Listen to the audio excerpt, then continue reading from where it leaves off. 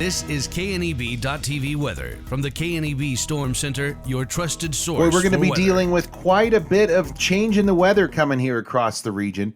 We're going to have some breezy to windy conditions at times here this evening before things turn partly cloudy later on here in the evening as we go through the later night hours tonight into the early morning hours tomorrow. Certainly left with the calm before the storm here before things get much more interesting and much more active as we go forward. In fact, we are dealing with our first winter storm of the season on the way. Heaviest snow is going to be in northern portions of the area.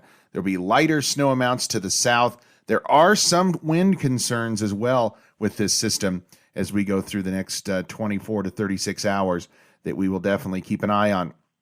Yesterday, we hit a high of 49 after a low of 19. We were much warmer today, near record territory in some locations. Nothing in the rain gauge, and we're well below normal. We'll add some to that here, though, I think, over the next couple of days. Temperatures right now in the 50s and 40s across the area. We have 20s and 30s in the Dakotas. That colder air is coming our way, though, tomorrow. The door will be wide open to that cold air sliding in here. And I think by Friday afternoon, we could see highs maybe in the teens is all. Right now, winds are out of the west-southwest at 15, occasionally up to 20, even some gusts 30 to 40, especially in the wind-prone areas of eastern Wyoming. Let's take a look at what we've got going on out here. We do have all kinds of weather headlines here for you. We have winter storm warnings out. We have winter weather advisories. We have winter storm watches in effect for portions of the area.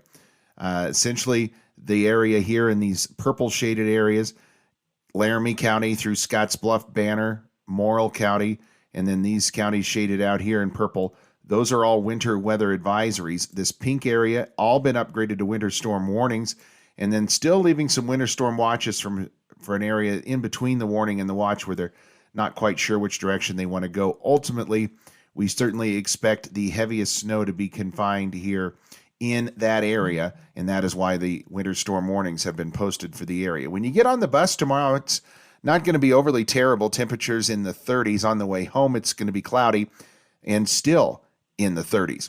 Let's take a look at FutureCast as we go through the evening hours tonight. We're going to have a fair amount of clouds and wind early. We'll decrease the winds and move the clouds out overnight. We're going to see low temperatures that are going to fall down into the 20s and 30s out there for lows tomorrow. Highs aren't going to be much higher than that, to be honest with you, tomorrow. So we start the morning with just a few clouds. By lunchtime, we start to see the snow develop off to our west, and then through the afternoon and evening hours, that's where this snow continues to fall. You'll notice it's an overrunning snow event, so the same areas are going to see this snow for quite a period of time, and when we get into those heavier bands of snow, that's going to dictate how much snow falls with this storm system.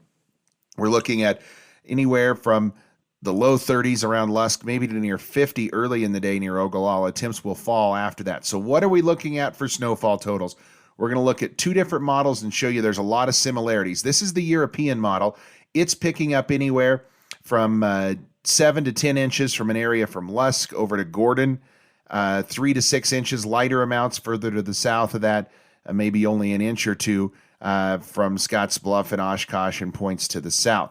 Now, the American model looks very similar to this, a little higher snowfall totals, 9 to 12 inches along the Lust-Gordon area, and then 3 to 6 inches for a large portion of the rest of the region. I think this is pretty close. Certainly, I think the heaviest snow band's going to be just to the north of us. That area is where we're probably going to see some of those heavier snow bands set up. So what are we looking at for snowfall totals?